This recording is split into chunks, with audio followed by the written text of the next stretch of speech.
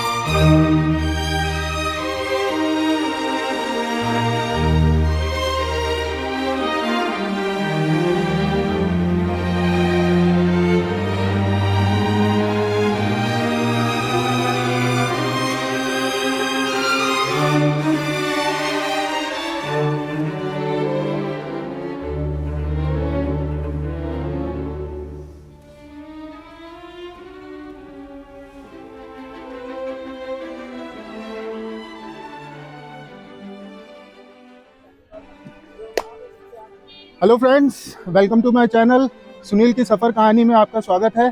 आज निकले हैं एक नए सफ़र पर। अप्रूव ऑफ मुगल एम्पायर, मुगलों की शान फतेहपुर सीकरी की तरफ।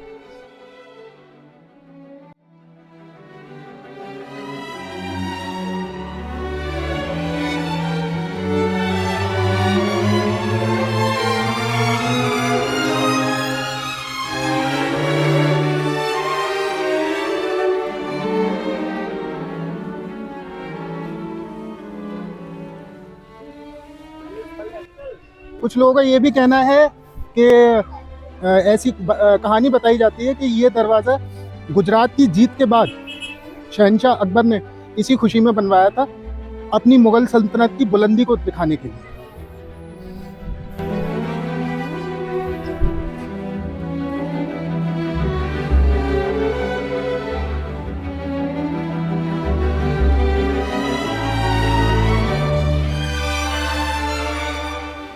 तो दोस्तों, ये है बुलंद दरवाजा। इसे देखकर तो लगता है नाम सही रखा है। 54 मीटर ऊंचा ये दरवाजा भारत के सबसे ऊंचे दरवाजों में से एक है। अकबर ने इसे गुजरात की विजय की खुशी में बनवाया था। इसे अंदर से देखकर ऐसा लगता है जैसे इतिहास आपकी आंखों के सामने चल रहा है।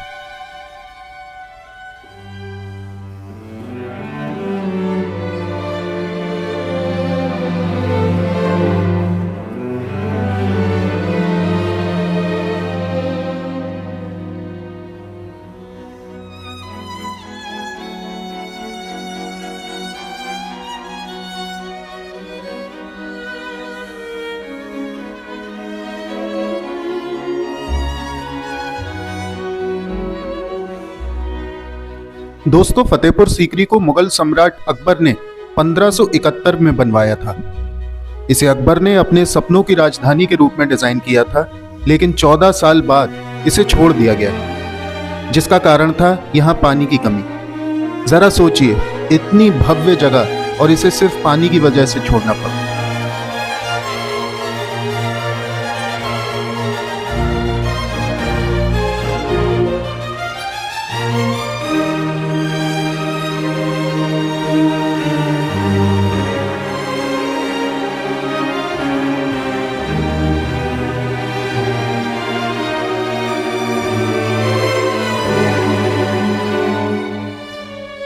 यहाँ की जामा मस्जिद मुगल कला का एक शानदार उदाहरण है, और अगर आप यहाँ आते हैं तो शेख सलीम चिश्ती की दरगाह पर जाना मत भूलिएगा।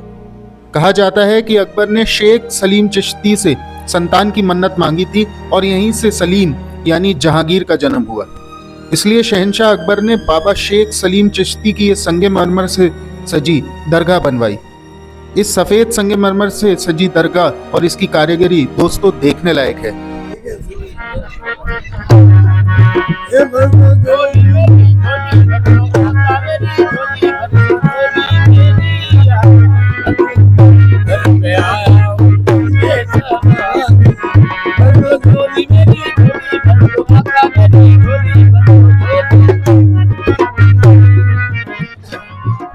दोस्तों, बाबा शेख सलीम चिश्ती की दरगाह एक बहुत ही पवित्र स्थल है। ऐसी मान्यता है कि यहाँ पे मांगी गई हर मुराद पूरी होती है, लेकिन सबसे ज्यादा यहाँ निसंतान औरतें आके अपनी मन्नत का धागा बांधती हैं, जिससे उनको संतान की प्राप्ति हो।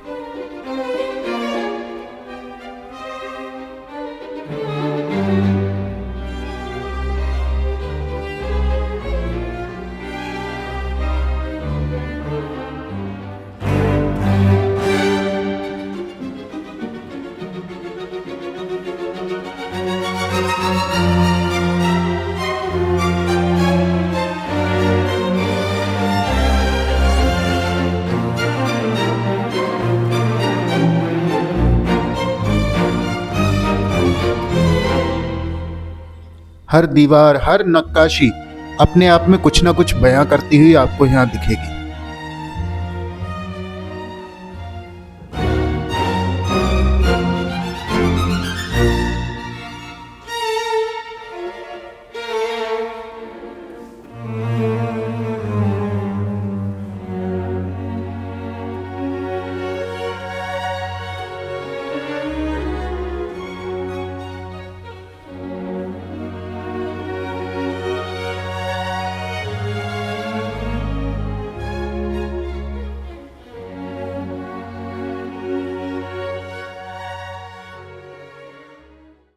दोस्तों, इस स्तंभ को हाथी का इंसाफ कहा जाता है। कहा जाता है कि शहंशाह को जब किसी को सदाए मौत की सजा देनी होती थी तो वो इस स्तंभ से बनवाकर हाथी से उसको कुचलवा दिया करते थे।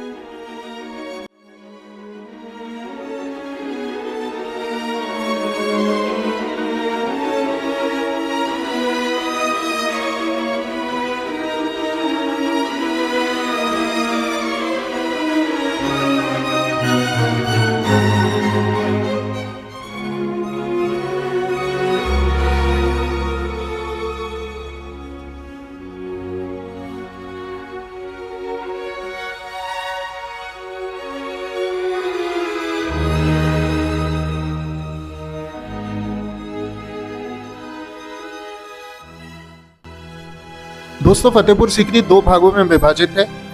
ये है फतेहपुर, जहां बाबा शेख सलीम चिश्ती की दरगाह मौजूद है, जिसमें बुलंद दरवाजे से होकर जाना पड़ता है। और अब यहां से आगे हम निकलेंगे सीकरी की तरफ। और दोस्तों, ये है सीकरी। सीकरी जाने के लिए आपको 50 रुपए की टिकट काउंटर से लेनी पड़ती है, जबकि फतेहपुर में ऐसे कोई टिकट या किसी तरीके का कोई चार्ज नहीं होता है।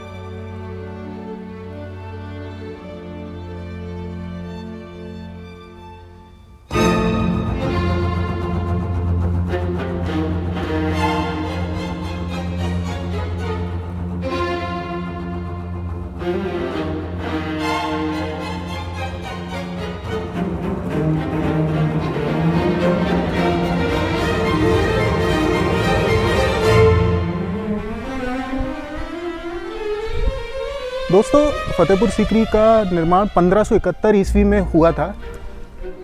कहा जाता है कि पानी की कमी की वजह से शहंशाह को ये जगह छोड़नी पड़ी थी। बड़ी अजीब सी बात है। आप जिस तरीके से अगर देखें, यहाँ का एक्सटीरियर, यहाँ का आर्किटेक्चर गजब का है, लाजवाब है।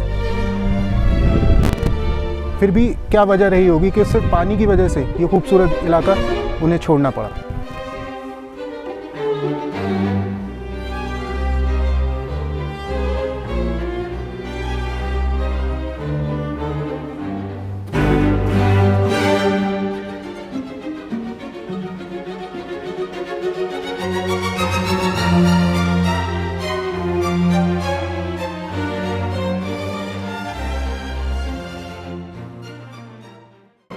दोस्तों अब चलते हैं पंचमहल की तरफ।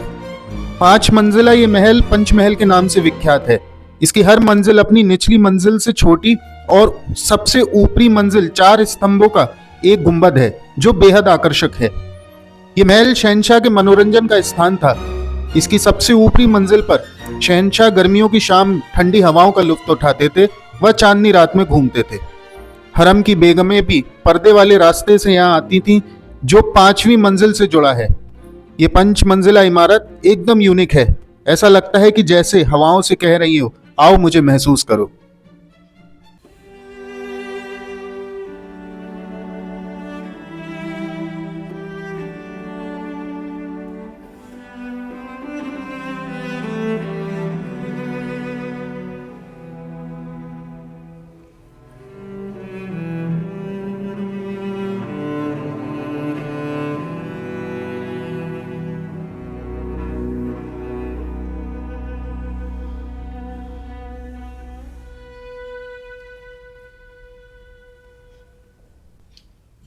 दोस्तों ये है दीवाने खास का केंद्रीय स्तंभ।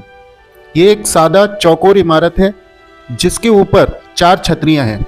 यह इमारत फतेहपुर सीकरी के प्रशासनिक भवनों में सबसे खास है। ये वो जगह है जहां अकबर अपने प्रतिनिधियों को बुलाया करते थे।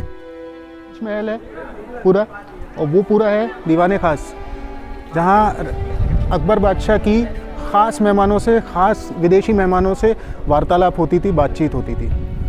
आर्किटेक्चर तो कमाल का है ही, साथ ही यहाँ पे जो वाइब्स है वो एक बड़ी आज भी पॉजिटिव वाइब्स रहती है। कोशिश करिएगा कि अक्टूबर से जनवरी के सीज़न में यहाँ पे आएँ, क्योंकि मौसम लुभावना बना रहता है।